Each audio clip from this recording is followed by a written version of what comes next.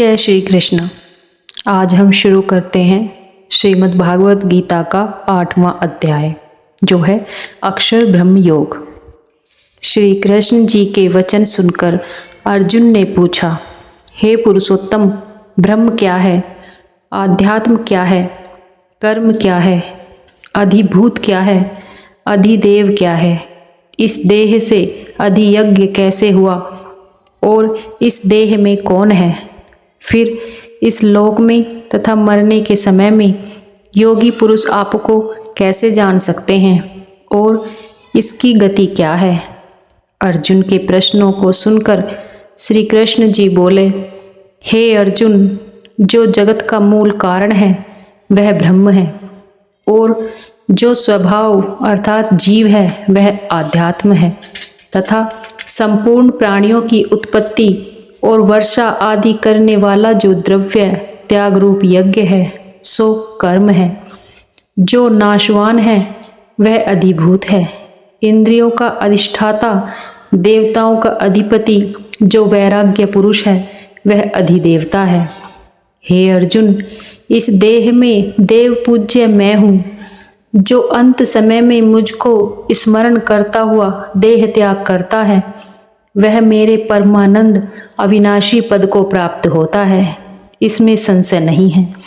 हे अर्जुन, जिन जिन भावों का स्मरण करता हुआ मनुष्य देह त्याग करता है वह मनुष्य उस भाव में भावित होने के कारण उसी भाव को पाता है।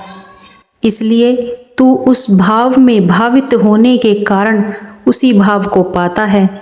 इसलिए तू सब समय मेरा स्मरण करता हुआ युद्ध रूप अपने धर्म का पालन कर। इसी प्रकार से मुझ में मन बुद्धि लगाने से तू मुझे निश्चय ही पाएगा। अभ्यास योग युक्त होकर जो केवल परम पुरुष में ही मन लगाकर उसी का ध्यान करते हैं वे निश्चय ही उसे पाते हैं।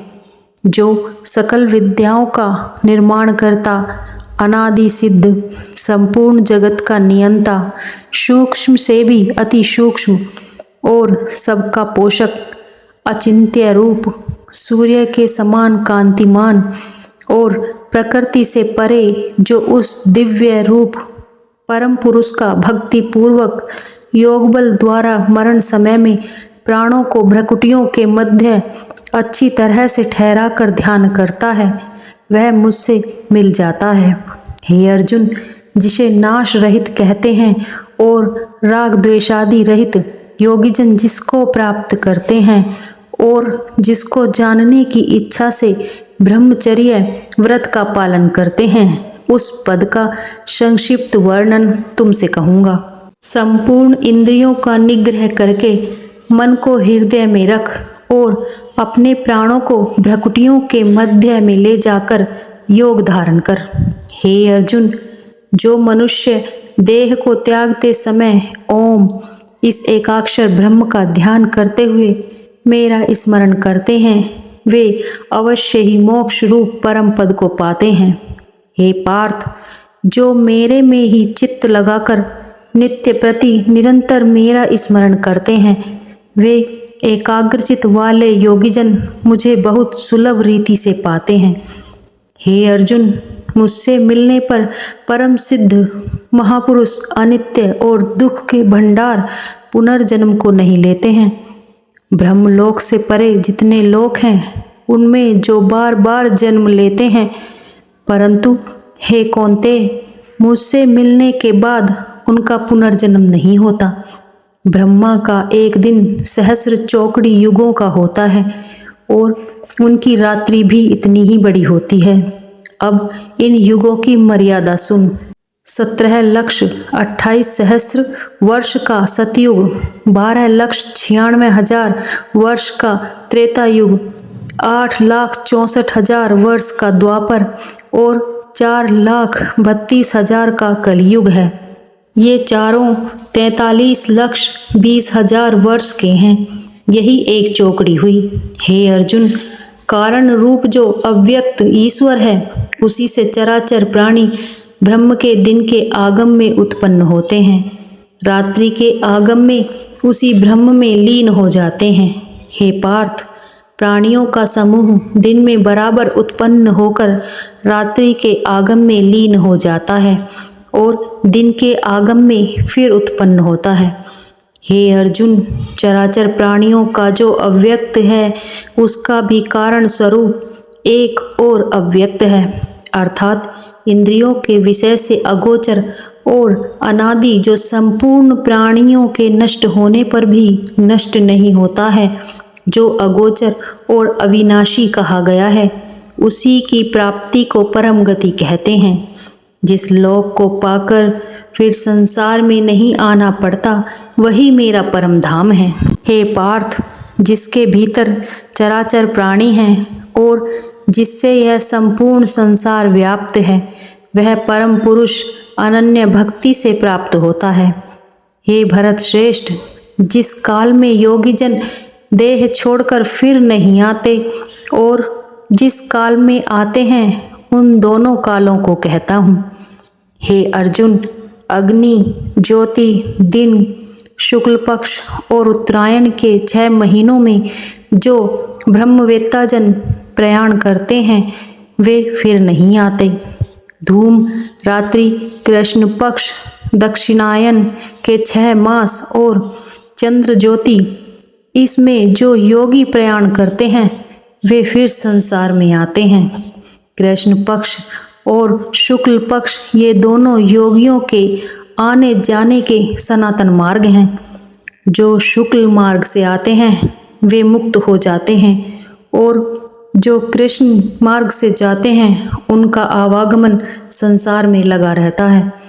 हे अर्जुन, जो योगी मोक्ष के मार्ग और संसार के दाता, इन दोनों मार्गों को जानता है, वह मोक्ष नहीं पाता। इससे हे अर्जुन, सगा योग युक्त हो। वेद, यज्ञ, तप, दान आदि में जो फल कहे गए हैं, उनसे अधिक जो योग रूप ऐश्वर्य है, उसे पाते हैं और उसको पाकर परम पद, जो सर्वोत्तम स्थान है, उस पर पहुंच जाते हैं। बोलिए श्री कृष्ण भगवान की जय। आइए शुरू करते हैं 8वें अध्याय का महात्म्य। एक समय विष्णु जी के समीप बैठी हुई लक्ष्मी ने पूछा, हे महाप्रभु, आपने गीता के 7वें अध्याय का महात्म्य तो सुनाया, अब 8वें अध्याय का महात्म्य भी सुनाइए। लक्ष्मी जी के वचन को सुनकर विष्णु जी बोले, हे प्रिय, आज मैं तुम्हें गीता के 8वें अध्याय का महात्म्य सुनाता हूँ, ध्यान देकर सुनो। एक समय मिथिलापुरी में राजा मिथिलेश के यहाँ वर्षा न होने के कारण बड़ा भारी अकाल पड़ा, जिसमें राजा की संपूर्ण प्रजा अकाल से पीड़ित हो त्राही त्राही करने लगी। राजा ने प्रजा के दुखों को मिटाने के लिए अनेकों यज्ञ दान किए, परंतु प्रजा का कष्ट दूर नहीं हुआ। उसी चिंता से व्याकुल होकर राजा ने साधु ब्राह्मणों की सभा करके इसका विचार प्रारंभ किया कि मेरे कौन से पाप से यह अकाल पड़ा है। इंद्रादि देवताओं की प्रसन्नता के लिए मैंने अनेकों यज्ञ किए, परंतु यज्ञ भाग लेकर भी देवताओं ने वृष्टि नहीं की। इसका क्या कारण है? उसी समय एक ब्राह्मण राज्यसभा में उपस्थित हुआ। राजा ने ब्राह्मण को अत्यंत तेजस्वी जानकर सभा से उठकर आदरपूर्वक बैठाया और उससे भी वही प्रश्न किया। ब्राह्मण ने कहा, तेरे राज्य में एक ब्राह्मण के संतान नहीं थी। वह ब्राह्मण संतान के लिए अजामेध यज्ञ करने के लिए सब सामग्री इकट्ठी करने लगा, तो उसको कोई बकरा नहीं मिला। हार मानकर वह ब्राह्मण दुधमुही बकरी का बच्चा बकरी सहित मोल लेकर बच्चे को हवन में देने लगा। तब बकरी बोली, हे ब्राह्मण, तू महापापी है, जो अपने पुत्र के लिए मेरे पुत्र का हवन करता है। जिस राजा के राज्य में ऐसा पापी ब्राह्मण है, वह राजा संपूर्ण प्रजा के साथ दुखी होवे। ऐसा शाप देकर वह बकरी पुत्र शोक में मर गई। कुछ दिनों के बाद वह ब्राह्मण भी मरा। जब धर्मराज के पास गया, तब उन्होंने कहा, यह ब्राह्मण बड़ा पापी है, इसे नरक में भेज दो। उस ब्राह्मण का नरक से निकलकर बंदर, कुत्ता आदि योनियों में जन्म हुआ। वह ब्राह्मण अनेक प्रकार की योनियों को भोगने से बड़ा दुखी है। जब उसका और बकरी का उद्धार हो तब तेरी प्रजा सुखी हो। राजा ने कहा कि इसके उद्धार का उपाय क्या है, सो कृपा पूर्वक कहिए। ब्राह्मण ने कहा, कुरुक्षेत्र में धर्मरुचि नाम के एक सन्यासी रहते हैं। वे बड़े गीता पाठी हैं।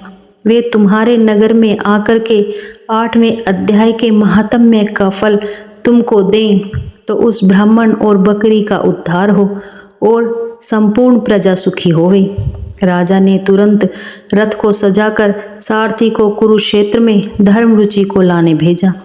सारथी ने वहां पहुंचकर राजा का संदेश सन्यासी से कह सुनाया।